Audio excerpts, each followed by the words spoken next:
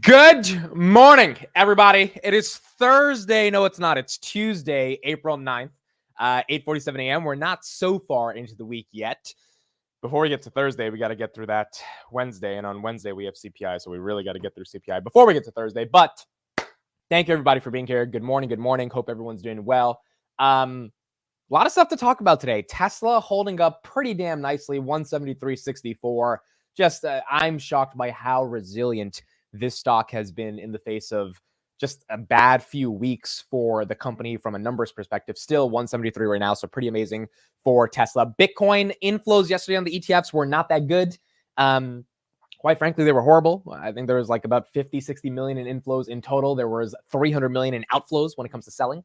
So we're going to talk about the Bitcoin pressure. Also, we have some new companies across the world in Japan that are pseudo becoming a MicroStrategy play for Bitcoin. And so we're seeing institutional and retail excitement for the asset, even if they don't have an ETF in different parts of the world, which is very interesting and probably should do well for Bitcoin over the coming months. So we'll talk about Bitcoin. Robinhood got upgraded to $28 from JPM Securities. So JP Morgan, Devin Ryan, the analyst that's been following them really for the past 5 years now, he believes they are worth $28 a share. So we'll talk about that. And then outside of that, CPI is coming tomorrow, 8:20 a.m. I'll be live. That is going to be one of the most monumental CPIs we've had in the past few months. And most likely it's going to be hotter than expected. So the market at this point is like, they know it's going to be hot. The question is, how hot is it actually going to be to get the market to digest it without necessarily getting scared that interest rate cuts are not going to happen in the coming future. So we got a lot to talk about, a lot to get in through. Thank you, everybody, for being here. Let's do this today. Where are you watching from? We do that every week. So put in the chat, where are you watching from? And let's get into the market open. Inbound, Top Dasher, Brent, Brannon, Victor, Mike, Switchblade, Paul, Katie, Sock'em, Sherry, Ray, Otto, I'm Beneficial, Chameister Lee. Wow, that's an interesting name. I love that name. That seems like such an elite name. That name reminds me of the name Jackson. Like if someone's named Jackson, you just like know they're elite. That's awesome. Thank you for being here. Miami, Chris, Dax, Benny, Jason, John Stevens. We'll talk about the eclipse in a second because I have an interesting perspective. I'm curious what people say about that. Shannon, Blake, Secco, Bon, Irwin, Other Zinc, Otto, Diane, Thomas. Thank you all for being here today. All right, let's see where people are from. We got Thomas from Queens, New York City. I love it. You know, I'm not from Queens, New York City, but they say I get all the Queens. You know what I'm talking about? Peter from Miami, 304. I love it. We got Thailand in the house. We got Switzerland. My mom went to Switzerland 2 years ago. That's great. We got Chris from his office desk in New Jersey. I'm here at my office desk in New Jersey as well. So that's awesome. Katie's from Michigan, Motor City. You know, I've never been to Michigan. Never been to Detroit. I've been to Chicago, which is in the Midwest area, but never Michigan. So I gotta make a trip out there to Michigan. We got Portugal. We got Abu Dhabi, Northeastern Ohio, SoCal, Canada, Slovenia, Finland, Thailand, Columbus, Ohio, Las Vegas, Connecticut. This is awesome, dude. I love seeing how international we are. So awesome to see. Chicago, Cleveland, Michigan, Fort Lauderdale. I love it. I love it. I love it. Thank you all for being here. All right. So before we get into it, let's talk about this eclipse thing. I have this take on the market close. If some of you guys hate me for it, it is what it is.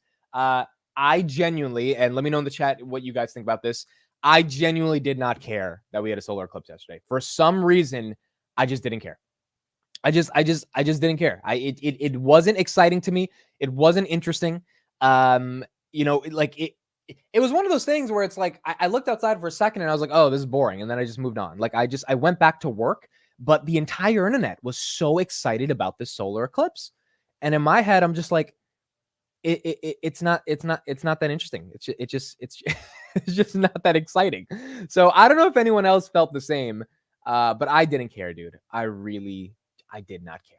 I was listening to Biden talk about student loans, which we'll talk about his recap on student loans more than I cared about the eclipse. This account right here tweeted the next solar eclipse will be visible again from the US on August 12th, 2045. And I said, damn, I guess I'm not going to care again on August 12th, 2045. 2045, I will be 48 years old if I'm alive during that time. And the 48-year-old version of me, I think, is probably not going to care. about the solar eclipse. So I just didn't care that much. But for those that did care, I hope you guys enjoyed it. I did see like the live stream version of it, and the sun became like a black kind of ball, and like it's cool. It's great. It's like my take here is I'm bearish Netflix, because if content is getting so boring that people have to go outside to watch a solar eclipse, that's not good for Netflix. That means that Netflix is losing its aptitude, its drive, its intensity, its content library. So I know the stock's up like 20% year to date, but pretty bearish if content is so boring that people have to actually watch Netflix. So that's what I thought in the context of this solar eclipse thing. Dude, I even forgot it was yesterday. People were texting me like, "Yo, are you watching it?" I'm like, "No, I'm not. I'm not watching this thing." Benny says you're so focused on the stock market that nothing else interests you. It's partly that, but it's also like, if it was really exciting, I would have like went outside and like tried to look at it. I just like genuinely did not care. I was like, okay, cool, solar eclipse, that's fine. Anyway, for those that did see it, and if you enjoyed it, then that's pretty awesome. And we will see the next solar eclipse eventually in the next 10-15 years. Someone says a mid eclipse is a great thing. I definitely agree. It's a scientifical great thing. Geologically, it's important. All that stuff. There's a ton of reasons why the solar eclipse is important. Scientists get so much data from it. The act of looking at it, to me, did not fill me with the awe or the inspiration. Oh my God, the mystery of the universe, all that stuff. Like, for me, I guess it just didn't trigger all those opinions on it. All right, let's get into Netflix. Or not Netflix. Let's get into Tesla. Tesla is holding strong. Let's get an RBC analyst and get his perspective on why he believes this robotaxi thing might be the future for Tesla. That Tesla gets away with rolling out autonomous driving, given its history of fatal accidents. Again, those were in his words on this. The stock was up about 5% just on the idea that robo-taxis are coming in August, and that's something that we're going to be talking about right now. Joining us to discuss this is Tom Narayan, who is a global autos analyst at RBC Capital Markets. Tom, thanks for coming in today. So this was pretty big news as far as the market was concerned, the idea of these robo-taxis actually having a date. Yeah, definitely. I think it was a surprise, but I don't think it was a surprise for investors who are long Tesla stock, or certainly sell-side analysts who have buy ratings on it. It's about 60% of my valuation, and has been for over a year, is robo-taxis, or really it's autonomy. So that includes FSD to some extent. Right. So yeah, I don't think it was totally self-driving for those uninitiated on the FSD. Right. It's like a level 2 plus assisted driving. And then robo-taxi is completely level 4, drives you completely. The idea that it's coming in August, does that hinge on that valuation too? Or is this something that you could be a little flexible with that timeline? Because that's been the knock before, that timelines are laid out and then not met. If that timeline's not met, do you still think the same thing about your valuation call? Yeah, I do. I mean, my valuation's based on a 2040 year revenue target, and then I discount that back and I apply a multiple there. It's similar to FSD, which is like a 2030, 2035. Mm-hmm. I mean, if it's August 8th, 2024, if it's next year, I mean, robotaxis aren't going to be mainstream for a long while. Right. I do see why he's doing it, he's trying to highlight the value of that this could bring. It's huge, right? But when do you think it could actually roll out on the streets? We have a robotaxi service in San Francisco with Cruise and Waymo, right? Mm-hmm. I don't think it's going to be in some big scale anytime soon. Right, but the difference, I'm curious if you agree with this. There is a view among those in the sort of engineering community that the reason why the Waymo and Cruise products work is because they use LiDAR right now. You roll your eyes, but I'm just saying this is the whole thing. Yeah. LiDAR, by the way, is effectively like a laser that's pointed at different places. And that gives you feedback about what's actually around you. Elon has decided he wants to do this solely with cameras and without the radar. It's just a completely different approach. And as a result, there are some people who have a view that that is not fully ready for full prime time, full self-driving. Right. And that's the whole question. And so my question to you is, do you believe that the robo-taxi version of the Tesla is running solely on cameras, or somehow is a shift in strategy? I could envision him pushing cameras initially. That's what FSD is based on. Could he capitulate on that and pivot towards using LiDAR eventually? Sure. Right. I mean, he's changed his mind before on Well, things. that's a longer Yeah. delay, though, just in terms of getting things out on the street. If you're going Yeah, I mean, it could depend on where we have this product. Is it geofenced? What cities? Where is it? So I think the core thing here is that RBC is one of the only analysts on the street that feels a little bit more bullish on what Tesla is going to be able to accomplish. UBS downgraded these guys. Bernstein yesterday downgraded these guys. Gutenberg downgraded them, all around that 120, 140 range. My opinion on this, and I've been saying it for a couple days now, that if Tesla's not getting hit because of these downgrades and because of the delivery numbers and things of that nature, and it's still maintaining this 170 level, it's pretty damn impressive. You got to give it to the Tesla shareholders that are buying the dip, because they're buying it in a precipitous way that keeps this bad boy at 173. Now, CPI tomorrow, the more I'm thinking about it, the more I'm also feeling the market has started to bake in the bad news. We'll talk more about CPI in a second, but we all know it's going to be hotter. And that's okay, because we know eventually the data is going to come in that makes it cooler, even if it takes a couple months. Tom Lee actually thinks CPI and core PCE is going to come in pretty cold. So it'll be interesting if it comes in cold, because then I think the market really has some fun.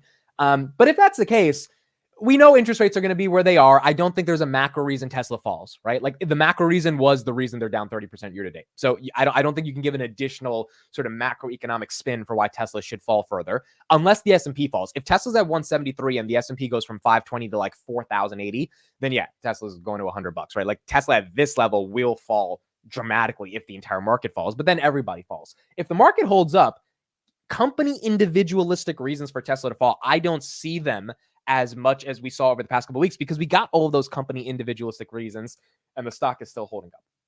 And so for it to randomly decide to crash one day, I think there would need to be another piece of news that's bad. But right now, I don't think we're seeing any of that news currently for Tesla. Benny says we could just come in line with estimates and the market doesn't move. That is also very true. I mean, like, and look, we're probably going to, because the market now has adjusted their price targets and their valuation models, because we got that 387 number. That number was so important. We got it. The market baked in that number. That's the fun thing about the stock market. Like, bad news is bad news, but once the market bakes it in, there's always a buyer that's willing to accept that bad news and go forward from there. For pretty much any stock, right? If there is a market that's being made, there is a buyer that's willing to look at this. I mean, Lucid, for example. Bad news after bad news after bad news, but there are buyers willing to buy it at $3-4 or whatever, So I think for Tesla, that has a much better brand, and obviously the company is orders of magnitude better than Lucid, there are people that have been willing to buy even with all of that bad news being baked in. So it's going to be interesting to see what happens in the context of Tesla. We talked about it yesterday on Finance Junkies. I do think the robo-taxi pivot is strategic if FSD actually is as good as Elon says it's going to be. If they are replacing FSD for the Model 2 vehicle and they just don't care anymore about making a $25,000 car that competes with a Honda Civic or Toyota, it's bad from a Wall Street perspective, but technically my Honda Civic, my dealership did not really make that much margin from it. I mean, they made money off the interest payments, but they didn't make margin on the car. Those cars don't have good margins anyway. I would imagine Tesla is not, that's smart enough to come up with a better margin for something that's $25,000. Maybe they squeak out a little bit better margin than GM or Honda or Toyota, but they're probably going to have the same 5, 6, 7, 8% margins on these cars. What gives it 80% margin is FSD. So if you just skip that part and go straight to the 80% margin and build out that robo-taxi fleet, it wouldn't be crazy if that actually works and then Kathy ends up being right with her assumptions, because all of Kathy's assumptions, her $2,000 price target, I don't know if it gets to 2,000, but her price targets are based on robo-taxis. If you actually look at their models, everything is based on the idea that we have a full functioning robo-taxi, at least in the United States, that's operating at scale. And if we have to do it city by city, then I think that gives us the foundation to eventually get there to the entire country. So it'll be interesting to see what happens for Tesla. Tesla 173 holding up very well. We'll see how it opens when the market is up. And again, CPI being bad tomorrow. We'll talk about CPI in a bit. I don't know if that destroys Tesla. Might hurt it a little bit, but at this point, I'm not sure what news necessarily brings it all the way down. Let's talk about Apple, and then we'll get into Bitcoin. So Apple sales in China have been reported to be not the best over the past few months. Dan Ives did some research on this today, and he writes, based on a recent Wedbush Asia trip in data points in the supply chain that are supporting that Apple iPhone builds held steady with initial projections from the beginning of the year. While not a positive result per se, this result is better than the given week China sales. So Dan Ives is essentially saying, hey, wait a second. Look, it's not the best, but it's also not the worst. And it's something to think about when it comes in the context of China. A lot of analysts are saying that China iPhone sales were down or, dramatically down. Dan Ives is saying, look, it's probably down, but it's more so flattish. So you can't factor in Q1 is going to be horrible iPhone numbers for Apple. I do think Q1 for Apple is going to be a little tough because I don't know where their growth curve is coming from. It's not the Vision Pro. It's not the services. It's definitely not the iPhone at this point. If China can't even sell the iPhone, the iPhone 15i upgraded, but I think a lot of people, at the end of the day, they probably didn't upgrade as much as Apple thought they would. iPad and Macs are fine, but at this point, those are not major upgrade products. So, I've been on record saying I think Apple needs to do an acquisition. And I think they need to do a big acquisition, like a Disney type of acquisition. They probably shouldn't buy Disney because that'll be too expensive, but they need to do something that gives them organic. I mean, I don't know why Apple didn't buy Peloton a long time ago. I think they could have got it for what is Peloton's market cap right now? That to me would have been such an easy integration with all their ecosystem. Yeah, dude, the market cap of Peloton is $1.37 billion. Why has Apple not bought them yet? If you put a Peloton in Apple's distribution, I would imagine you're going to sell more Pelotons than Peloton is selling themselves. $3.74, market cap of $1.3 billion. At one point, the market cap was like $30 billion. So you're getting a pretty damn good discount. I think Peloton would want to sell for like $4 or $5 billion. That's a 200% premium, which is not crazy for Apple. Apple's like $300 billion in cash. It's not that crazy to do some of these acquisitions, but they just haven't tried. They haven't done it. And I think it's interesting that Apple decides to just innovate on their own, which is fine. But if you're not innovating, then I think there needs to be some level of acquisition, which isn't a cry to help for me. It's just like finding other ways to grow if you can't grow organically anymore. I don't think regulators would have stopped Apple buying Peloton. I really don't. Right? Like, it's a Peloton, dude. Like, if regulators if United States regulators stopped Apple from buying the Peloton, we are officially in a Marxist communist. If they can't buy a treadmill company or whatever, a bike company, whatever, this is like regulators have gone too far. I understand Apple not buying Disney, not buying Netflix, buying Peloton, dude. So I don't know. I think Apple needs something more. Those Q1 earnings are going to be really interesting to see what they end up playing out. Do people still use Peloton anymore? I don't know the stats on Peloton. What I do know is that Apple can take that brand and really integrate it within their ecosystem, their whole Apple Fitness, Apple Music thing, and make it exciting enough to sell, because the brand itself it's a pretty good product from the people that have used it. It just, it went public during 2021. It was a mess in terms of a public company. But I think Apple could retransform that brand, and they just haven't tried to do anything when it comes to acquisitions. Think Real says, good morning, bitches. Thank you for the $10 super chat. I had to say that because you gave a super chat. So good morning, Think Real. Thank you, everybody, for being here this morning as well. Tanner says regulators won't step in to stop buying a stationary bike. Yeah, if they did, I mean, dude, that's like, if they did, then we're living where Tanner lives in Canada. If that's what's happening, then America's becoming maple syrup country, because we can't have that much. Communism. That's a little too much. Okay. Let's talk about Bitcoin. So first, some updates on Bitcoin and the ETF. Now, why is Bitcoin down from 72,000 to 70,000? Where is it at right now? Bitcoin, we got 7 days till this damn halving event. I am so curious to see if this thesis that the thing starts inflating in half and then goes up.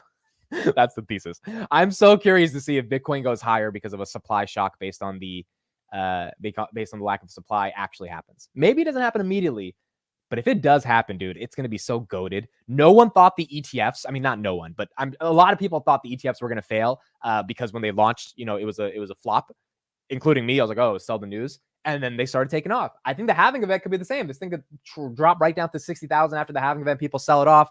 And then the inflows start coming in, and there's only 450 to chase every day. And then this shit just, it really starts taking off. It could be exciting to see. BlackRock brought in 21 million. Fidelity brought in 6 million. Bitwise brought in 40 million. And then ARK brought in 9 million. So in total, 61, 67 plus 9 is 76 million. 76 million of inflows happened yesterday. Grayscale sold 300 million bucks. And usually all the selling happens around 12 a.m. and buying happens around 12 a.m. It always happens overnight. So overnight, that's when we saw Bitcoin go from 72,000 to 70,000. Right now it's 70,627. Grayscale obviously hurt it a ton with all that selling, but the ETFs were able to buy about 1/5 of the selling that happened from Grayscale. And the halving is in 1 week. And so in this 1 week, we are going to see if that halving is actually substantial enough to really create the dynamics that people are looking for when it comes to Bitcoin. And if it does, a lot of the Bitcoin related companies obviously have the momentum behind them. But it's really going to depend on if that halving event creates the supply shock that we're looking for. Now, in the context of other countries that want to get exposure to Bitcoin, some really interesting stuff has been happening. So this thing I thought was incredibly interesting.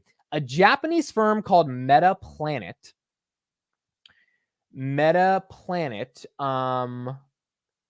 This Adam tagged me in, so shout out to Adam for sending this to me.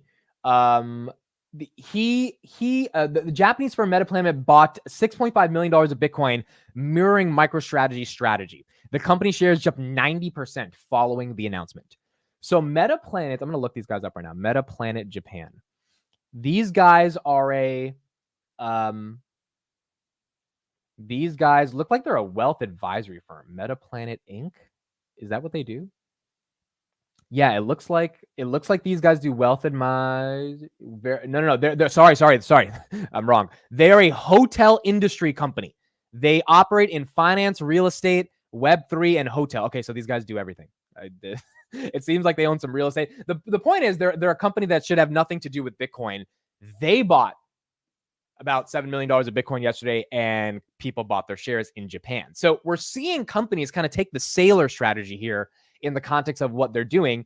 And Saylor has been pretty honest about this. He says that Bitcoin is a way to save your company. I saw him talking on a keynote a while ago, and his argument was pretty simple. He was like, look, if you're a company that is dying, or you're a company that's at risk of losing employees, or a company that has too much excess cash, and you're going to have to give that to shareholders or in the form of a dividend, which is probably not going to increase shareholder value for the long term. One thing you can do to save the very essence of your company is adopt Bitcoin as a reserve on your balance sheet. And based on the philosophy of Bitcoin, that adoption of it should allow your company to have somewhat of a moat that is differentiated from other companies, because other companies just don't have Bitcoin. I mean, could you imagine if Apple took 1% of their cash in 2019 when Bitcoin was $5,000 and dropped it into Bitcoin? I mean, like, even if they put in $1 billion, $5 billion, I mean, it would be really interesting to do. Now, Apple would probably never do that. I think Warren Buffett would probably dump his shares the minute Apple does that. That would be really interesting. Imagine if Tim Cook is like, hey, we can't find growth, we're going to buy Bitcoin. And then Warren, and he has to have that conversation with Buffett. Buffett gives him the call one day, and Buffett's like, so I invested in Apple because I believe in the company, and you're buying Bitcoin. And imagine that conversation. I think a lot of institutional investors in Apple would not like that, but it is a way to potentially save your company in order to have growth, because Bitcoin is an asset that is not only growing, but if you understand sort of the nature of how that asset grows, it can really propel a company to a new height, which is what we've seen with MicroStrategy. Seems like companies in Japan are trying to take that approach as well. Another piece of news on Bitcoin, $284 billion China Southern Fund has reportedly launched a spot Bitcoin ETF via Hong Kong.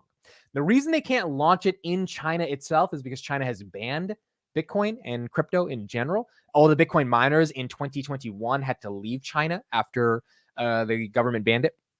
So they're doing it via Hong Kong. So again, I think we're seeing more institutional interest around the world get excited about the potential of Bitcoin. And if that halving event is going to be the halving event that we think it's going to be, the FOMO is going to be dramatic. People are going to be chasing, because people are not going to want to miss out on this. It's just what happens to the best of us. And it's going to be really interesting to see how that ends up playing out and where the market takes it when we actually get a halving event with 450 Bitcoin mined every single day. Thomas says, I understand speculating on Bitcoin, but to assume it's magic and has a 100% chance of going up forever is absolutely crazy. I agree. And I think Michael Saylor also agrees, but his argument here is that at this stage, remember, the argument around Bitcoin is around liquidity and the devaluing of base currency. So if you really listen to Saylor, which over the past few months, I actually think I really understand his argument. He was looking at inflation back in 2021 when Jay Powell and Janet Yellen were saying that it's a transitory and all this stuff. He was looking at it and he called BS on that. He said, no, it's not. It's not transitory. It's real. So from his perspective, he was like, okay, I'm losing my money to inflation at the tune of probably double digits a year. The company itself is not, growing dramatically. So how do I find a growth vector that can outperform inflation and that has piqued the interest of the masses, because the masses have started to wake up, kind of become conscious to the fact that the government is printing $7 trillion in 18 months.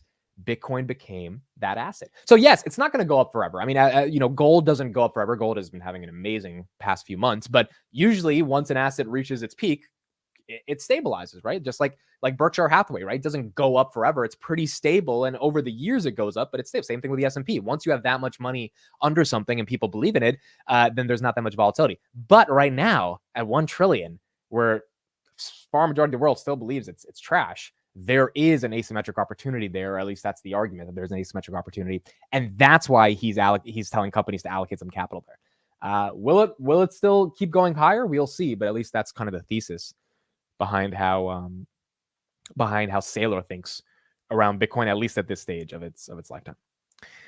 So that's what we got right now in the context of Bitcoin, and we'll see how many future funds continue to pop up to try to buy Bitcoin.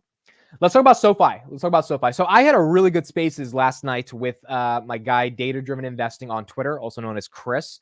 For anyone who checked it out, I hope you guys enjoyed those spaces. And we talked about a bunch of different things in regards to SOFI. So let me pull up some equities while we're looking at this as well. I think the thing that we really discussed yesterday that was interesting on SOFI right now, 778 in the pre-markets, is his argument was primarily rooted in the idea that SOFI has guided for very bad conditions. They've guided for 5% unemployment, and they've guided for, I think, no cuts or something like that. They guided for 5% unemployment, and then another metric that's pretty bad from a macro perspective. And so his main response, like the reason the stock is at 777 versus $17, he believes, is because every analyst under the sun, and sort of, maybe retail also feels this to an extent, which is why the short float is so high, is that there's a credit risk with SOFI. There's delinquencies, there's defaults, there's, all this stuff that could happen because of the lending company, and it's not as secure as a bank as JP Morgan or Wells Fargo, etc. His argument here is that SOFI is guided for some of those conditions, which are much more dramatic than the conditions we have currently right now with 3.8% unemployment. They guided for like 0 GDP growth, or they guided for negative GDP growth. Right now, the US is guided for 2.6% GDP growth. His argument is, if that is not going to happen, which by the end of the year, unless we have a horrible, collapse, that's probably not going to be the case, then the credit risk is minimal when it comes to SOFI. And if the credit risk is minimal when it comes to SOFI, then maybe we need to stop being as scared as people are when it comes to SOFI, thinking that there's a credit risk, which is what he believes the analysts are scared of as well, for what we're seeing right now, and why the stock is in the gutter. Another piece of news came out this morning on SOFI. I'm kind of reading it in real time because I didn't get to read it too much, but this is from StockGo. The National Association of Realtors today announced SOFI as a new partner with NAR Realtor Benefits. Okay. The NAR is America's largest trade association, representing 1.5 million members involved in all aspects of the residential and commercial real estate industries. Okay, so basically real estate agents, 1.5 real estate agents are under or represented by the NAR. They're partnering with SOFI. As a part of the agreement, NAR members and their clients can receive exclusive rates and discounts on mortgages, student loan financing, and personal loans, and more. Interesting. So this is basically, it's kind of like the Robinhood GoPuff partnership to an extent, even though this is much bigger, I would imagine, than GoPuff, where they're having their employees work with the company. In the case of Robinhood, to set up the Roth IRA. In the case of SOFI, basically they're getting potentially 1.5 million people to sign up for their loan services, and they're getting better rates than they would get anywhere else. And so that's what you got with this NAR partnership in the context of SOFI. I think this makes sense. I think this makes a lot of sense. I think these are the types of catalysts, and I hope SOFI has more of these up their belt, that you need on that Q1 earnings. Again, Q1 earnings can go really well. I think $10 is very possible for this stock. Even if it sells off afterwards, I think there is momentum built into it. If they have a good earnings and they announce different things like they announced today to get the market to feel sentiment is changing. The one thing I think we all have to remember is that sentiment changes so quickly when it comes to these companies. Like once the stock's running, it's running, and everyone thinks they missed out. And then people are like, well, technically, blah, blah, blah. But they start saying every bull case under the sun, because once the stock's running, everyone wants to find the good reasons for why the stock is up. No one wants to be a bear, and things can change. And then you might never get it back at these levels again. If the credit risk is overblown when it comes to SOFI, then, which is Chris's point, then it probably is a bit undervalued. If the credit delinquency risk is massive, which I don't think it is, but if that's what it is, then yeah, it's a very expensive stock. So it really depends on how you think about credit risk in the United States and where it's going over the coming months when it comes to SOFI. Sasky Rhodes says at some point they need to hold after the earnings pump. Don't you think it's starting to become comical? Yes, I agree. It is very annoying. But again, I think every time it pumps after earnings, people start to harp on the bad news that the credit risk and delinquencies and it's just the bank, all that stuff. I think Noto needs to drop the hammer this earnings. He needs to have a rock star earnings. You know, it's one of those moments. It's an Eminem lose yourself moment. S&P 520 right now. He needs to come out.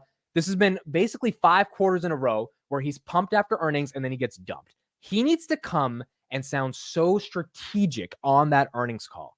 And he always sounds like a rock star, but this time he needs to really sound like a rock star and basically says, hey, you guys need to cut the bullshit and buy this fucking stock.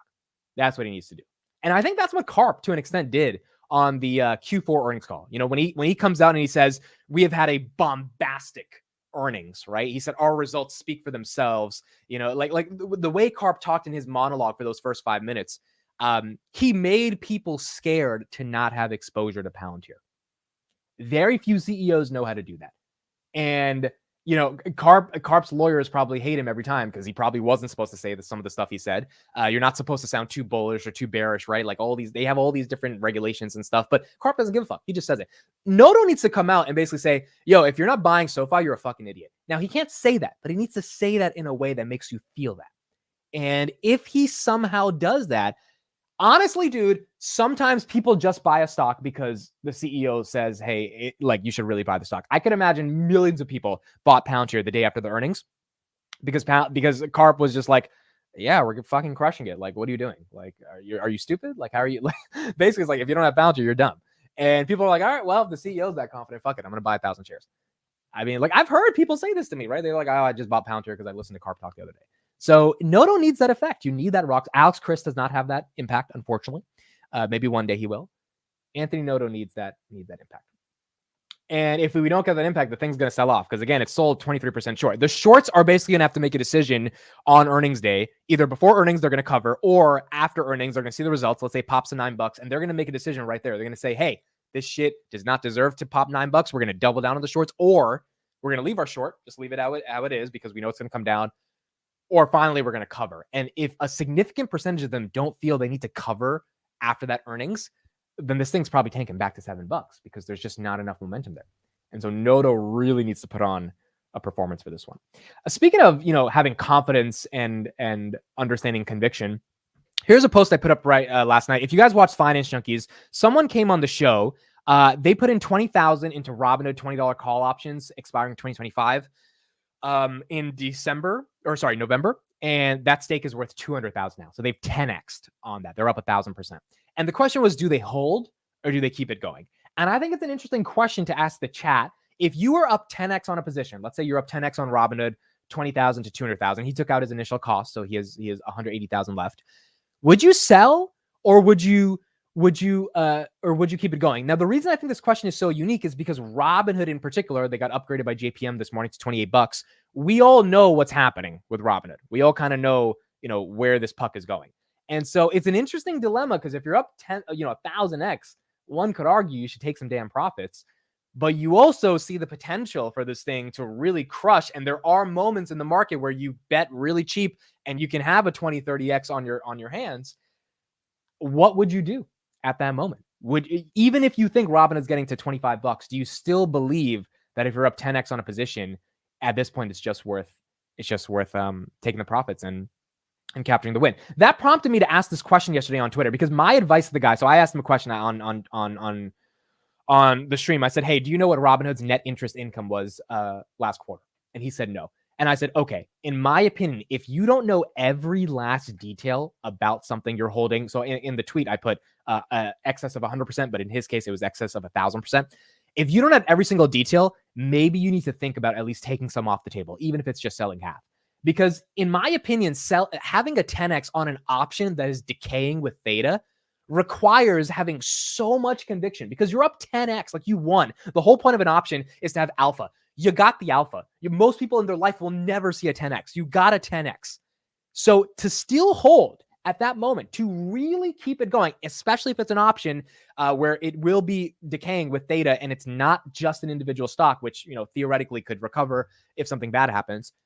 I think you've got to know every last detail on the back of your head. Otherwise, your conviction will dapper, and no one wants to see you sell for a 2x if you had a 10x, right? Like that's just the worst thing in the world.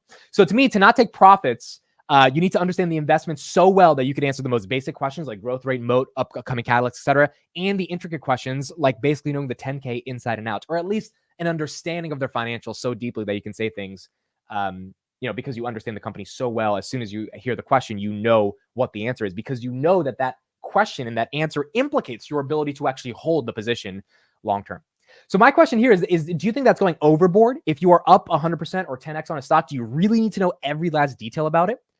Or can you just have a general thesis and hold? So for like Palantir and Robinhood, I understand, I would think, every single detail of those companies qualitatively and quantitatively, but from a very deep perspective, which is what gives me the confidence to keep holding, because I think I know what's coming in the future and I understand the companies well enough to know if they were dramatically overvalued or like the financials are funky or whatever.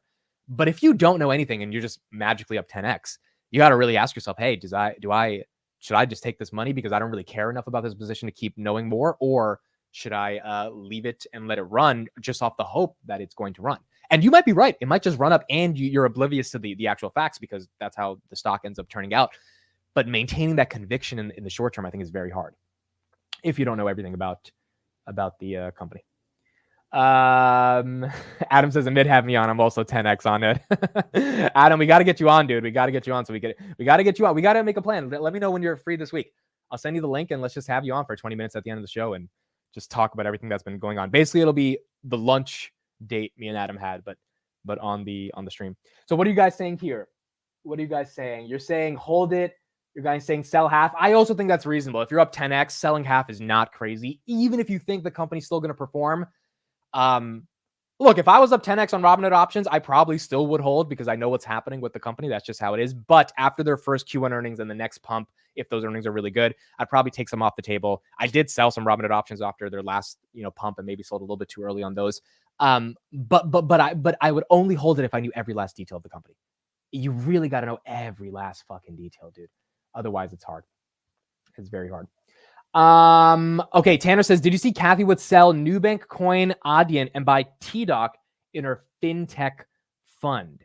I did not see that. Interesting. I did see, speaking of Kathy, let's transition to her. She did buy 127,000 shares of Rocket Lab yesterday. So we did have the Rocket Lab purchase. I'm pulling up her thing right now.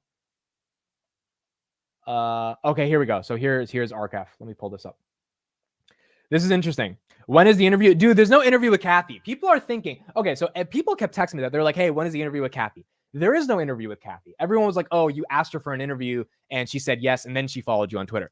No, legitimately, I think she randomly found me on Twitter, probably because the Vlad interview popped up in her feed and she decided to follow. I have not communicated with her, not communicated with Arc. I'm being dead serious. I've not messaged these guys. I'm probably going to message them soon because I want to do the interview. But she doesn't really there's nothing formal yet at all. Hopefully there's an interview, but I think she followed just because she found me on Twitter, not because I reached out. ArcF. So she sold Nubank, she sold Coinbase, she sold Adyen, and she bought Teladoc. Dude, it's kind of crazy. At this point, it's getting kind of crazy with some of these moves in certain portfolios. Now, granted, Teladoc has fallen year to date really badly from what I understand. So I don't think Teladoc is the worst buy right now. I'm not buying it. But Teladoc year to date, yeah, dude, this thing's down 30% year to date. Over the past 5 years, it's down 74%. I mean, could it go lower? Sure. Their numbers last quarter were really bad. Their BetterHelp numbers went down year over year. It's not a good quarter. But buying it in the fintech fund, I don't really understand it. Buying Teladoc in general, I kind of do understand it if it's that low at this point. But she's known to do that. She's known to buy random things in random funds. Like fintech has Palantir as well. And I don't really know how Palantir is a fintech, but that's in that fund as well. She sold some Google, sold 3,000 shares there. She bought 126,000 of Rocket Lab. So she bought a bunch of that. And then she's been buying Roblox like crazy as well. Selling a bunch of Coinbase, buying Roblox, buying more Roku, and buying more Teladoc. So Roblox, Teladoc, and Roku are the main ones that she's buying a bit more of, getting rid of Twilio as well in her funds. On Friday, she sold 1 million shares of Robinhood. So that's what tanked Robinhood down to 18.30 cents. So really tanked Robinhood on that one. But she did buy 109,000 shares of Tesla as well, which was the trade that she made There. What does she see in Teladoc? Oh, they replaced their CEO this week. Interesting. What she sees in Teladoc, unfortunately, is what I believe was a trend during COVID where telehealth was a big thing. The more people that I talk to, the more people tell me that they really want to go in and see their doctor in person. They don't want to do this through Zoom. So the moat of telehealth, I don't know, is that big anymore. Same thing with Zoom, right? Zoom was really big when we had COVID and we needed everything to be online, but now it's just not that big of a deal. So she's still betting on those two companies. I personally think the trend has left, and I wouldn't blame her if she just takes her losses on those companies and dumps it into something where there's more momentum. But Teladoc and Zoom are kind of the plays that she still has based on the trends we saw a while ago. Why buy a children game stock? Roblox. So Roblox is more than a children game stock. I've never been excited about it, but it is much more than that from what I understand. Roblox right now, it was at 141 in the peak in 2021. And then this year it got to 50 or 45. Right now it's at 38. So it's down for the year. Their financials are just not that good, dude. The stock-based compensation is not the best. Not profitable, obviously, yet. So I don't know. I don't know what she sees in this one. There's definitely a moat there. Not a lot of other companies have replicated what Roblox has been able to do with the DAUs in the children's gaming space. But it's just not that exciting to me. But for Kathy, I guess she sees something with Roblox. So that's what we got from Kathy. And again, going back to that conversation about selling or keeping your options, Arnie says, I would sell the options, buy shares if convinced. I think that's also a reasonable strategy. If you're up 10x on options, if you're up 10x, like if you're up 1x or 2x, I can understand holding it. But the guy's up 10x. It's just such a weird situation, dude, because he's up 10x. But I think Robinhood has room to run. So it's like, it's not crazy to assume the guy ends up like 15x or something if Robinhood keeps running. Because we all kind of see what can happen. So it's a really hard question to answer because the responsible thing, the more than responsible thing is to take the damn profits and you're good to go. But then if you're that deep into the DD, it's like, holy crap. That's why I asked him the question. I was like, so what's their net interest income? Right. And he couldn't answer that question. And at that moment, I was like, okay, the only way you hold a 10x with sleeping at night like a baby is if you know every last detail that you aren't afraid of how the company is going to operate. Because if you're afraid Robinhood's going to tank back to $12, $13, which, I mean, it could happen if Bitcoin collapses or something like that. I think it's very unlikely. I think the company's performing right. But if that happens and you lose your entire 10x, that would be bad. So unless you are fully convinced that this thing is going to keep moving, and to be convinced, I think you have to know the numbers inside and out about the company, then you should really consider either taking some off the table or getting more educated upon it, and that, giving you the conviction to hold. So we'll see. We'll see how that turns out. Again, Robinhood getting an upgrade today to $28 from JP Morgan Securities. Stock right now, $18.64 as we get into the market open.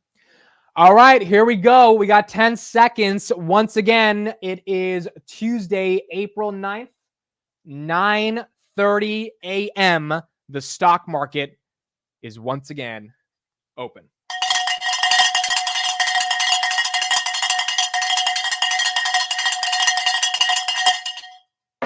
Wake your ass up. Here we go. Stock market is open once again. SOFI, $7.80, up 0.39% on the day. Let's see if we can make a run for that elusive $8 on SOFI, 20 cents away.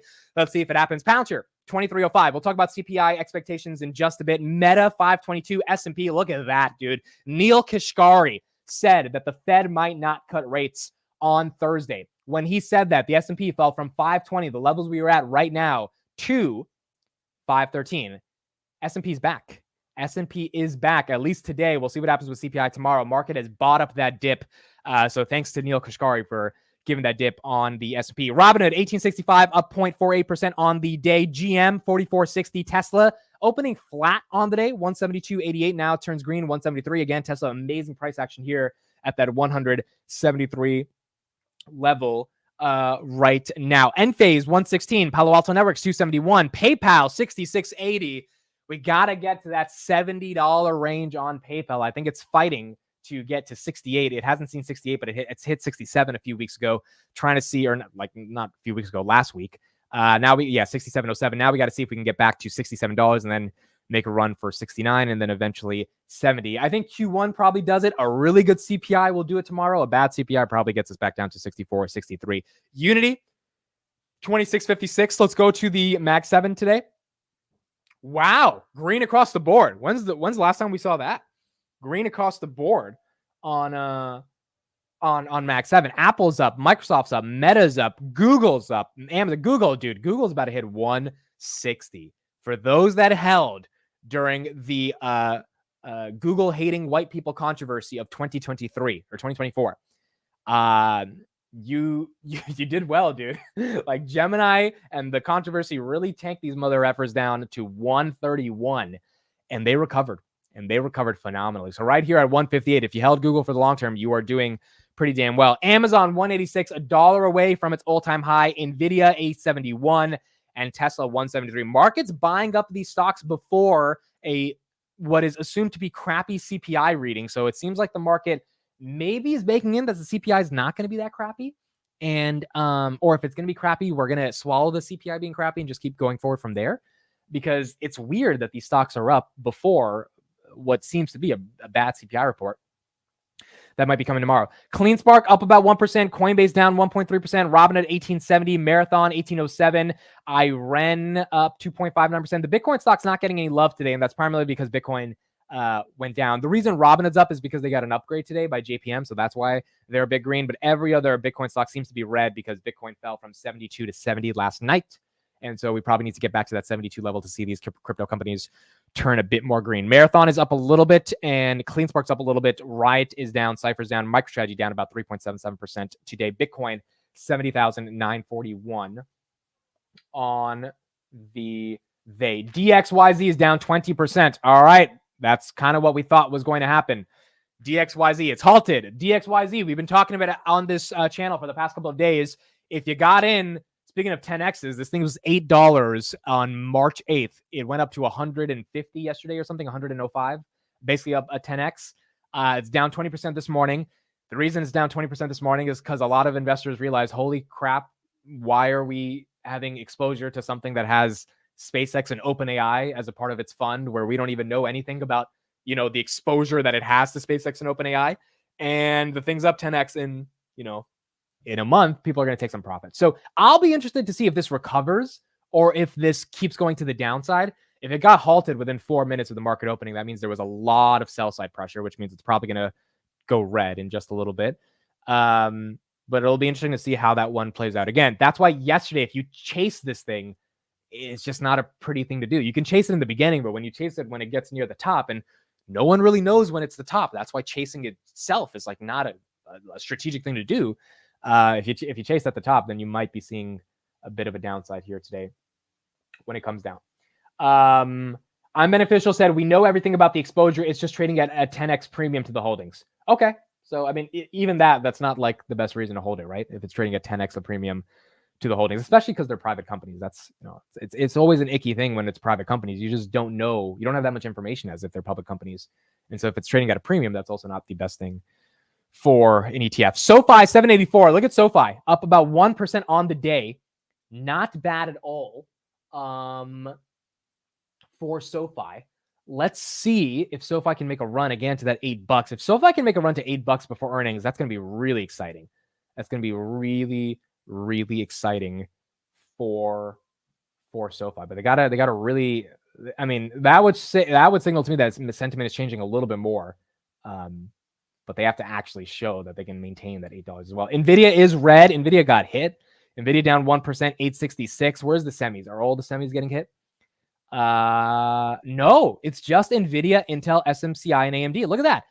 The top part of the right-hand or left-hand side of my screen is green.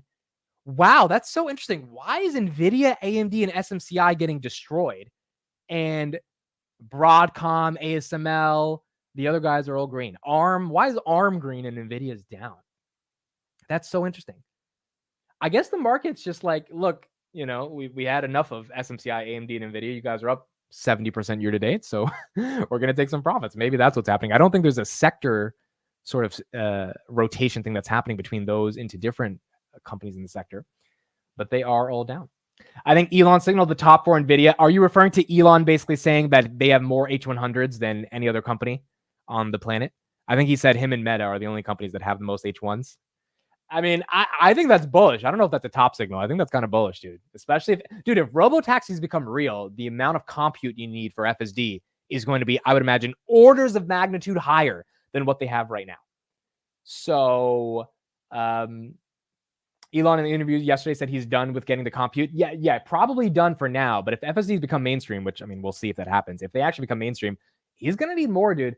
You can't have thousands and thousands of vehicles across the entire country on a robotaxi without enough compute.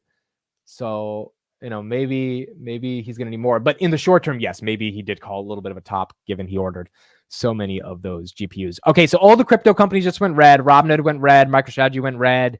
CleanSpark went red. Coinbase went red. Everything went red. That's because Bitcoin, oh, look at that red candle. Look at that. Bitcoin was at 70,959. Boom. 70,484. It just tumbled. It just tumbled so bad. That just did it for the crypto stocks. So there you go. That one tanked some of the crypto stocks, and we'll see how that evolves further from there. What else do we have? What else do we have right here? Disney's up a little bit. What do you think? Someone says, what do you think of MasterCard? I never got into MasterCard or Visa, but I think they're phenomenal companies. I mean, they're companies that we use all the time. MasterCard year to date is up. Let's see. MasterCard year to date is up 12%, which is not bad at all. Market cap of this one is 443 billion. Wow, I didn't know it was that big. And then Visa year to date is up 6%. Their market cap is 500 billion. Wow, I did not know MasterCard and Visa have $400 and $500 billion market caps. It makes sense. They handle like a couple $1 trillion worth of payments every single day. I never got interested into these companies. Dividends, they have a small dividend. Obviously, they're very, very important. I don't think cryptocurrencies are necessarily disrupting the very essence of how these larger financial institutions operate, because people aren't buying everything with Bitcoin every day. So I think they have definitive moats. And the question is, how much growth do they have going into the coming years? But both doing really good this year. They all are moats. Yeah, I agree. They all have moats too. You're not replacing Visa or MasterCard or American Express at all. It's very, very difficult to do that. Palantir getting hit as well, 22.81. I had some put credit spreads on Palantir with a strike of 22.50, and I closed those yesterday at around 23 because I got kind of scared that this CPI thing is definitely going to give us some short-term pain, which is going to be annoying. So I do think, again, options this week, given CPI, it's a little tough to navigate those. Meta 522, S&P 520, DJT, another down day. It was down 10% yesterday, down 4% today. Company is still worth $5 billion, dude. So one thing to think about, the company is still worth $5 billion. Even though it fell 20% over the past couple of days. So DJT is still up right now. Trump worth about $2 billion from that $5 billion stake. PayPal 66.78. Palo Alto 270. Amazon 185. Rocket Lab 380. That's up 2.9% again. Kathy bought a bunch of those shares. I'm still not convinced on Rocket Labs, dude. I'm really not. At the end of the day, I do think it's quote unquote undervalued, under 2 billion market cap. But I think space is just a hard place to win in. And Rocket Lab's probably going to win. And I think the bulls will do well. I'm curious about the opportunity cost of time that it's going to take to get returns on this thing, especially if it's a very big position for you. Because I just feel like it's a company. It's one of those, like, if you're interested in like long-term, 5 years, set it and forget it, then sure, I think it can work out even then. It's still risky because it's a space company. But I think it's going to take some buying. Now, maybe I'm wrong. Maybe the stock shoots up to $10-$20 in the next year, but I don't know what's the catalyst to get it up. Like a government contract, a successful launch, like what? Like none of those things to me scream business value. They just scream, okay, company's progressing, but why should I pay, multiples higher for it in the future? So not too convinced on that one yet, but I think it will do well over the long term. SOFI, wow, 787 on SOFI. 787 on SOFI. Okay, so let me pull up my options position on SOFI. I think we're finally in the green today on that one. What is that? So we are at, okay, so let me pull this up. So again, we have 210 debit spreads on SOFI, $17, $20 calls. So we're up 27% on that right now. So we're up 1,300. I think the goal of these guys is to offload them after earnings. The funny thing is, I think after these earnings, if SoFi gets to $10, they're going to maintain $10 and they're probably going to hold it for a while. So I probably don't need to sell it. But I also think that it really is a game time decision, dude. If Noto doesn't drop the hammer, if he doesn't make me feel like, oh my God, how do I not have exposure to SoFi? Then I do think selling options for anyone who has options going to SoFi after the earnings is not the worst idea, because we know the historical price trajectory of this. Granted, I do think that there is a shot that these guys lay down the hammer and they actually maintain their pump, which is what they need to do for me to, keep the options for a while. But I do think buying them at 680 was a decent move, and selling them at 10, I don't think is the worst idea. I just need to know if Noto is serious about keeping the company afloat. Because if it sells off again, dude, the problem is once it sells off, you're stuck in purgatory for like the next 4 or 5 months because there's no catalyst. And if we're not getting a rate cut till September, until Q3 for SoFi, what's the catalyst, right? There is no catalyst.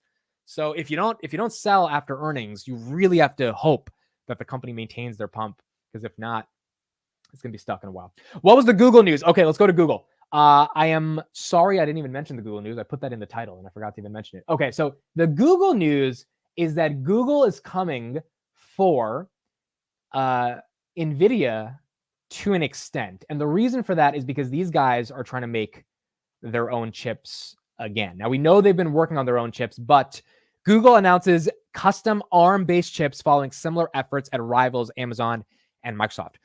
This is another reason the stock is probably up a little bit today. Google is trying to make cloud computing more affordable with custom-built ARM-based server chips. This is also why ARM is probably up 30% on the day. At its next cloud conference in Las Vegas on Monday, the company said the new processor will become available later in 2024. They have a conference today? Google's at a conference?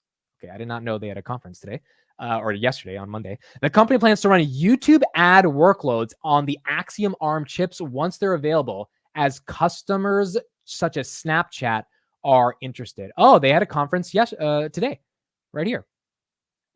So there you go. There was a conference right here. It says Google is trying to make cloud computing more affordable with a custom-built ARM-based server chip at its Cloud Next conference in Las Vegas on Monday. The company said the new processor will become available later in 2024. With the new ARM-based chip, Google is playing catch-up with rivals such as Amazon and Microsoft, which have been employing a similar strategy for years.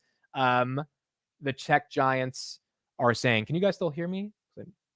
Yeah, you can hear me. Okay, the thing froze. Okay, sorry guys, give it a second. I know you guys can hear me, even though the video itself froze. I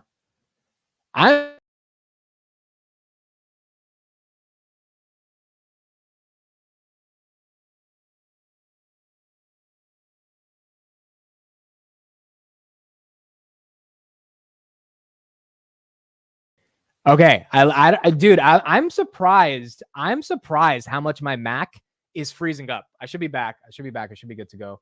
Am I here? Are we back? Are we back? Let's see. There we go. We're back.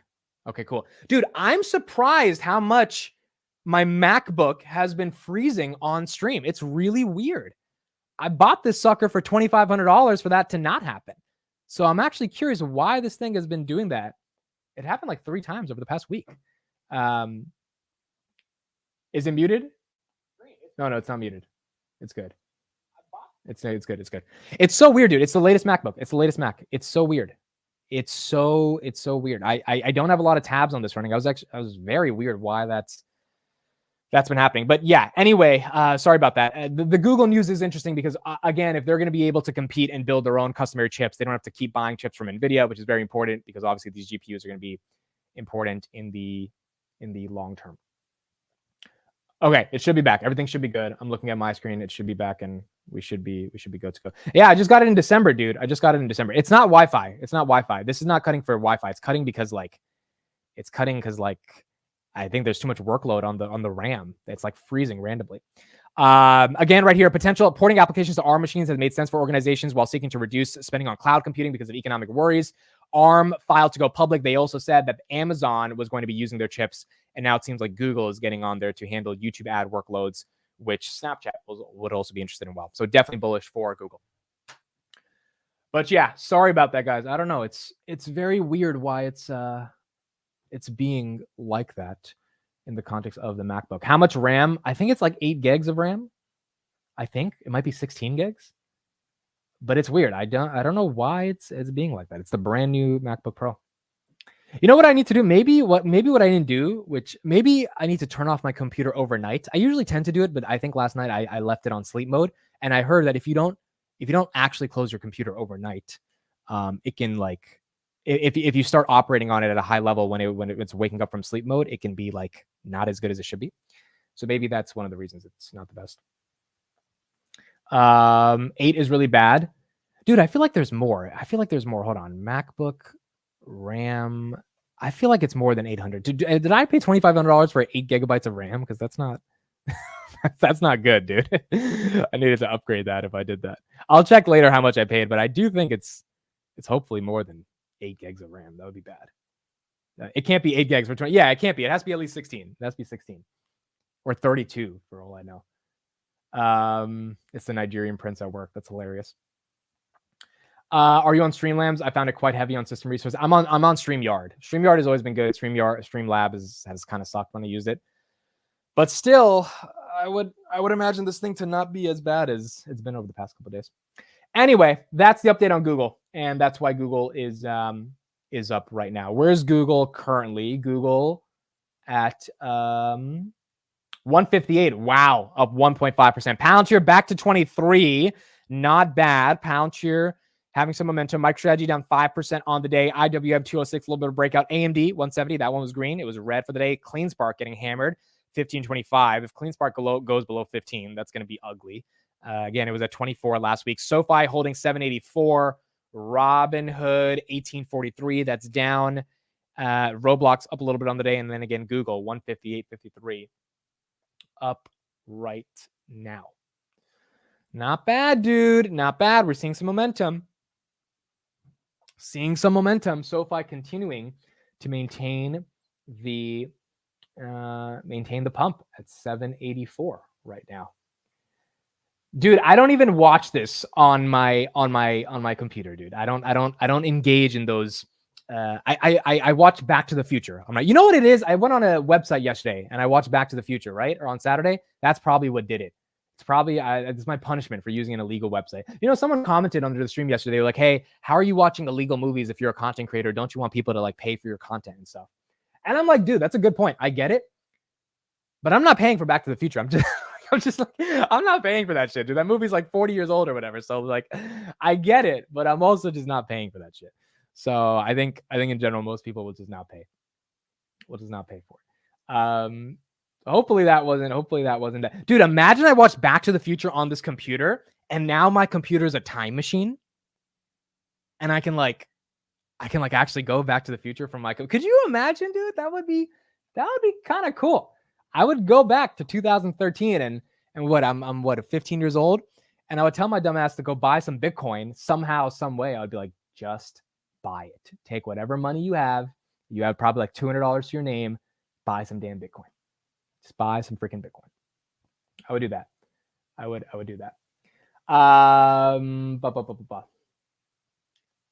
Sayer, dude, buy the movie. It's probably $10. Again, I was just like, you know what? I'm not going to watch this again. Probably not. So I just wanted to get it over with. The thing about movies that are that old is I think they fall into at least some point. You know, when things get so old, they kind of fall into fair use. I know the movie's not fair use, but at this point, if it's that old, it's made a lot of money, right? So if it's made this much money, you know, is it really that big of a deal if I free? So that was my logic there. Okay, let's get an update on Apple. We talked about Apple sales in the morning. Dan Ives said that the update on China is not the best, but it's not the worst. Let's get another update on monthly sales and what's going to happen with Apple. On that KeyBank note, I'm going to dig a little bit deeper into that note because there was a lot of nuance in it. So first and foremost, Apple's iPhone sales, they're up 9% month over month, but they're down 15% year over year. Is this meaningful? Is the fact that we're seeing month over month growth meaningful, or is the fact that we're seeing 15% declines year over year meaningful? Which one's more important? You know, I think that I don't love just sort of looking at the device sales like that is the only metric, because the reality is that you don't need a new iPhone every year. They're not necessarily coming out with these huge new features. They work well, right? Even if you bought a phone 3 years ago, it probably still works well. And we know that in markets like China, they're not seeing that same sort of embrace from the government that they used to have a little bit. And so I'm not shocked by the fact that it's down a little bit month over month. And I don't think that that's a huge warning sign.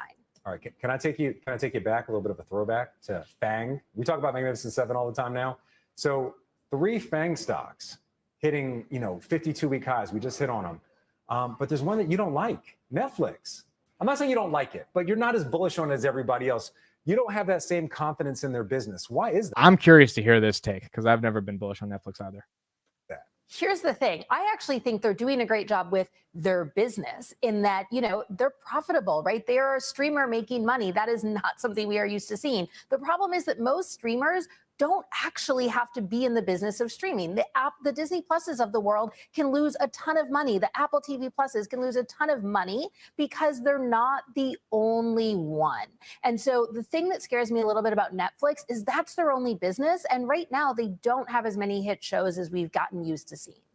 So you're saying content is still king in your mind. It's not about ads and all these other things that have kind of come into the streaming space or even, competition on price. Advertising is so hard for media companies, right? And so the reality is that Netflix trying to become an ad company, what they're doing with the crackdown on sharing has definitely helped in the short term with gains. But there is a question long term of if they don't have hit shows, if it's harder to access it, do people just sort of forget about it and move on to one of their other 5 streaming subscriptions? All right, we're looking at the. So I think she's right on that thesis. The problem is I think that thesis is a little bit elementary because the market just crashed or the market went up? Let me check. Because at the end of the day, people still will buy Netflix because they love the content. Speaking of paying money for content, people still enjoy the content when it comes to Netflix, right? So far right now, 786 up 1.4%. So at the end of the day, even though the content is saturated and the content is so bad on Netflix that people went outside to watch the solar eclipse yesterday versus watching their Netflix, I still think there's enough hit shows that people will pay for. And, that's what's going to keep Netflix up. All right, SoFi 787. What's going on in the markets? Wow, Tesla up. Tesla up right now. Holy crap. 175 for Tesla. We got Tesla here that's going a little higher. Where's the Mag 7? Are they all green still? Yeah, everything's green except NVIDIA. Wow, all the Mag 7 are green except NVIDIA. NVIDIA got hit, 865. Tesla 175. Amazon 185. Google 158. Another thing, guys, that Google I just saw, they unveiled their competitor to Microsoft Copilot for coding. So they have like software engineers can use Copilot and it helps them code more efficiently using AI. Google unveiled a competitor to that today. So it seems like that's another catalyst that the market's getting excited for in the context of the stock. Wow, SoFi 790. Let's go, baby. There we go. SoFi 790. SoFi maintaining a little bit of this momentum. 9 cents away from $8. 9 cents away from $8. Entire market turned a big green right there. Snapchat's up, Teladoc's up, PayPal's up, American Airlines is up, Bitcoin falling. But rest of these companies are up. Meta 519, Coinbase is down 3% because Bitcoin's down. Roku's up, DraftKings 45.53. This is another one Kathy has a lot of. That's up. Google, wow, Google's trying to get to 160. This would be an all-time high, right? I think this is 160 is an all-time high. So Google's basically on the cusp of getting to that all-time high. It's definitely at a 52-week high right now. Market cap 1.78 trillion for Google. SoFi again holding that momentum, not bad at all. And Tesla, Tesla was 178. Tesla was $178 when they announced those delivery numbers last week. And now it's at 176. So basically, they went through all of that, all the fake news, Reuters, Robotaxi, yada, yada, yada, all that stuff, just to come back to where they were last week. Market bought the freaking dip, dude. Market bought the dip. S&P's falling. Where's S&P? S&P's flat on the day right now. Yeah, so individual equities are going up. Index is taking a little bit of a hit. And maybe the market is kind of preparing for what we're going to see when it comes to CPI and CPI expectations right now. So CPI expectations, the average bank has them at around 3.4, which I think is relatively reasonable to assume, given that we did have an uptick in shelter. 10-year Treasury right now is at 4.37. Oh, the 10-year's down. Okay, so that's good. 10 years down. Here are the estimates for CPI. So here are the estimates. Let me share that on my screen. The estimates for CPI, let me know what number you guys think in the chat is it going to be. Everyone is thinking, or at least the banks are thinking, on average 3.4. So Bank of America is the most bullish at 3.3 headline. Every other bank, UBS, TD, Deutsche Bank, Goldman, JP Morgan, 3.4. And then core, all of them think it's going to be at 3.7, which is a tad lower than what it was month over month. So as you can see right here, previous month, February was 3.2. We're going to get 3.4 headline. Previous month was 3.8. Core will be 3.7. The core is really the one that only matters tomorrow. But if that core comes in at 3.6, I think the market takes off. If it comes at 3.7, hopefully we don't collapse. And if CPI comes in at 3.4, hopefully the market doesn't, get that annoyed by it now that they've had time to bake in the news as well. So we'll see. We'll see how it turns out tomorrow. Trueflation around 1.8%. That's correct. They're using more real-time data. We'll see if the actual market is able to hold up if CPI comes in a bit hotter than expected. DXYZ is halted again. Wow. Down 27%. Yeah, people are definitely trying to exit and run for the hills on this ETF. So people are taking their money out. We'll see if that continues to hold up. But that one is halted. We'll go back to that in a couple minutes and see what it turns out to be. Robinhood 1839. Again, the reason this one's down is because Bitcoin's down. This is the upside and downside of being in a crypto-related company. Look at that. Bitcoin's looking like it's falling below 70 grand. Dude, every week the same thing happens. At Sunday night, we pump up to 72 like we did this Sunday. And then by the middle of the week, everyone takes their profits. It's getting annoying. And maybe the Havoc event is going to be enough to stop that. But I don't know. I don't know why this keeps happening every single week. Dude, it's happened 3 weeks in a row. 72 and then right back down to basically 64. And if you've been trading Bitcoin and you've been able to call the top and the bottom every time, you must have made a killing, dude. Buy in at like 64 and below, sell at 72 and above, and just repeat over and over and over again. So that's what we got right now when it comes to Bitcoin. And maybe the Havoc event actually creates the supply shock that's needed to get this thing to sustain some of these higher levels. But we'll have to see inflows on the ETFs have to pick up as well for that to secure itself. SOFI still 788, up 1.48%. They got another analyst upgrade from Citi yesterday to $11. Look, I think SOFI should do well, and if we can get back to the $8 range, that would be very bullish for the stock. Palantir right now 23, Meta 519, Nvidia just getting hammered today. I mean, I know it's only down 0.85%, but still, green day. Nvidia profits kind of leaving Nvidia to some of these other companies, and keeps going higher from there. Kelly says, should I buy more Robinhood here? I've been buying below 18.5, so I don't think it's the worst idea. It's all correlated with Bitcoin, right? So 18 has been really good support for Robinhood, to be honest. It's been pretty damn good support. And I've been buying at like 1840, 1850, 1870.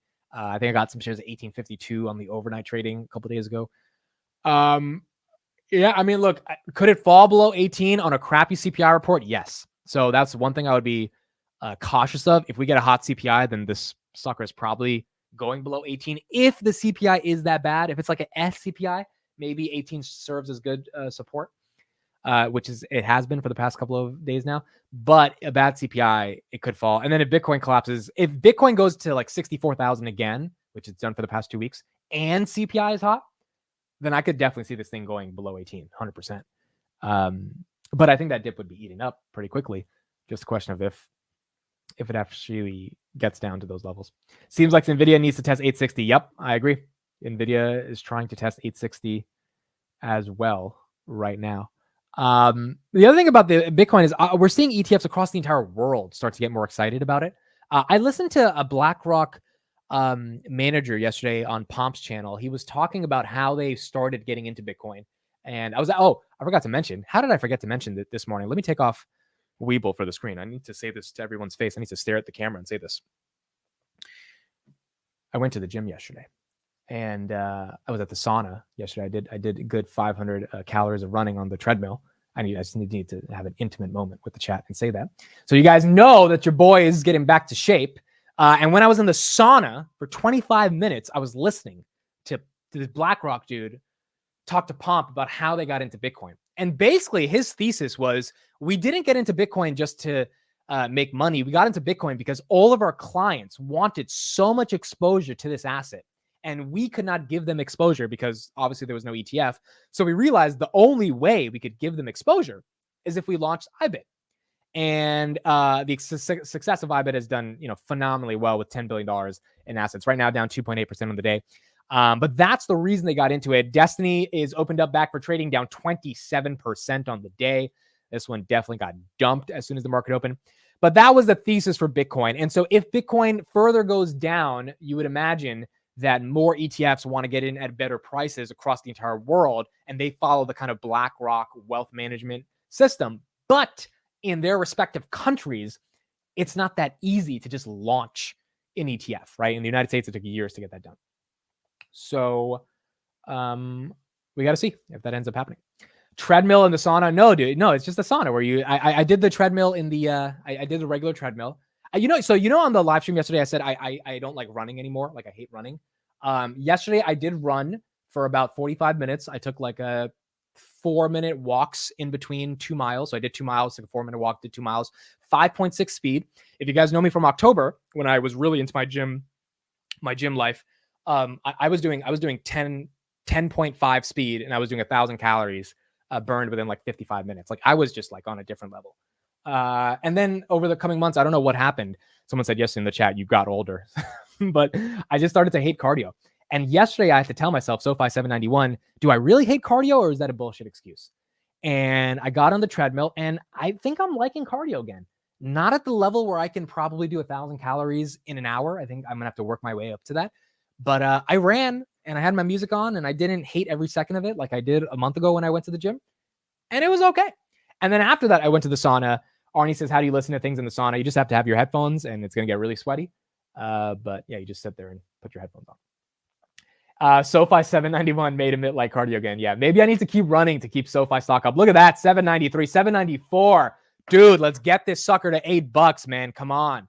Let's get this sucker to $8. We've been stuck in this stupid $6, $7 range for a long time. Noto's a rock star. We know this company is worth more than $7.94. Let's get the job done, man. Let's get this train moving. Let's see. Let's see if we can get there. But anyway, I went to the gym, and I was able to listen to Bitcoin, or listen to BlackRock talk about Bitcoin. And I think BlackRock has a very strong long-term thesis on this thing, and they're pretty damn excited for how it's going to perform and how it's going to be a inverse correlated risk with liquidity and inflation that everyone knows is starting to get a bit more higher because we print a lot of money. You can bring your phone into the sauna. You just got to keep it on the ground. Yeah, I just hold my phone, and sometimes the phone does overheat. I mean, it stayed good for 25 minutes, but after a solid 30 minutes, which I have done 30 minutes in the sauna before, like it'll just overheat.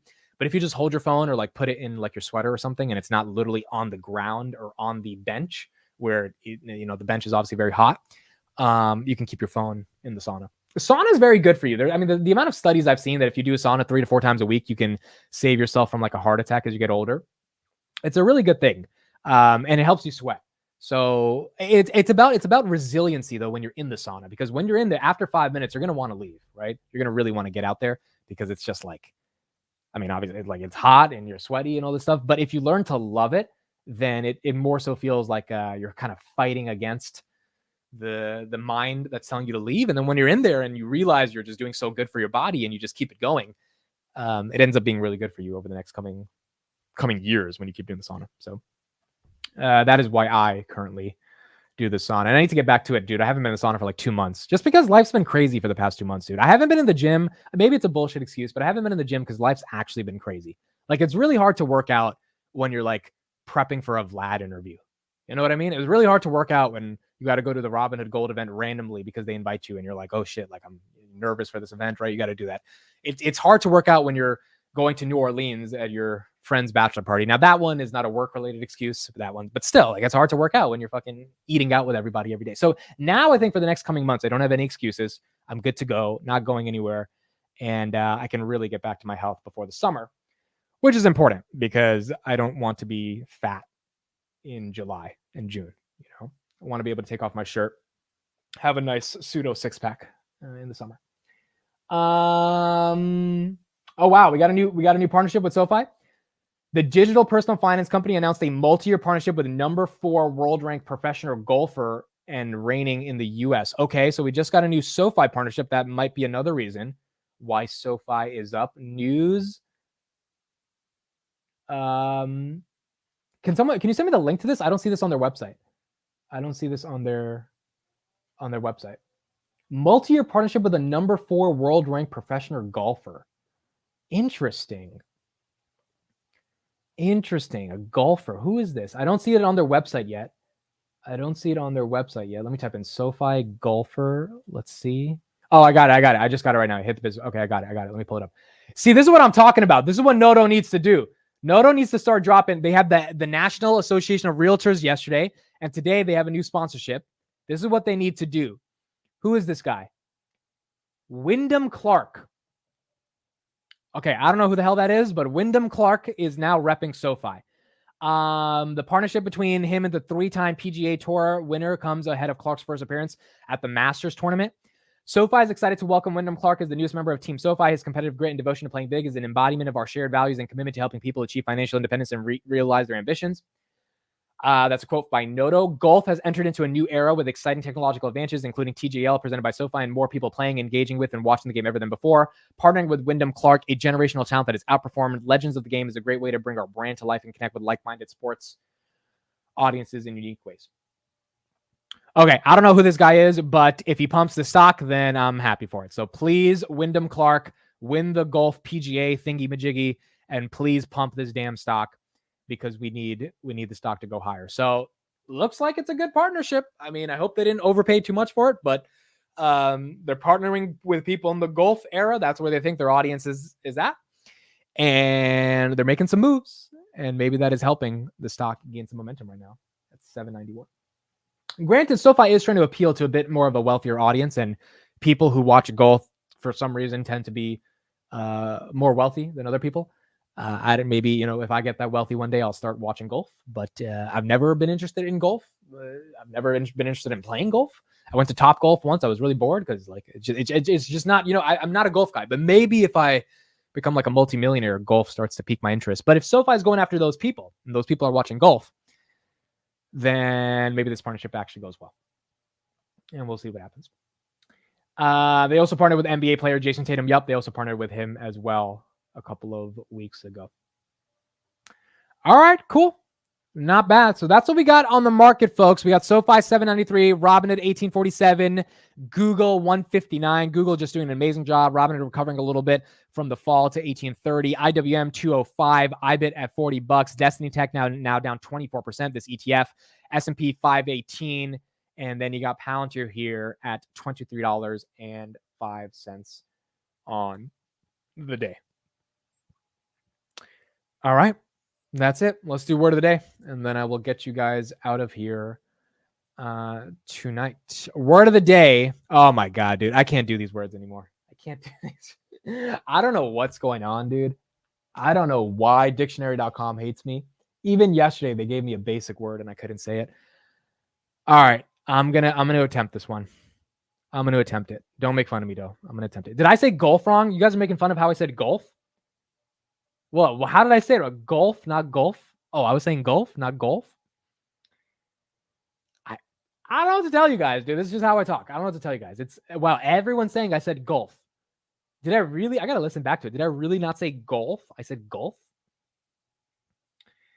I don't know, dude. Some of these words, they're very complicated. For someone who talks for a living, words are becoming a very Byzantine concept to be able to interact with. Do you see? I like Byzantine. I like that. I used a good word there. There you go. I used some good vocabulary, even though I can't say basic words. Okay, here's the word. Subterfuge. Subterfuge. Dude, why is that? First of all, what fucking word? What is this word, dude? Subterfuge. Okay, so I said subterfuge. So I wasn't that wrong. I only messed up on the first syllable. But outside of that, it wasn't that wrong. An artifice or expedient used to evade a rule, escape a consequence, or hide something.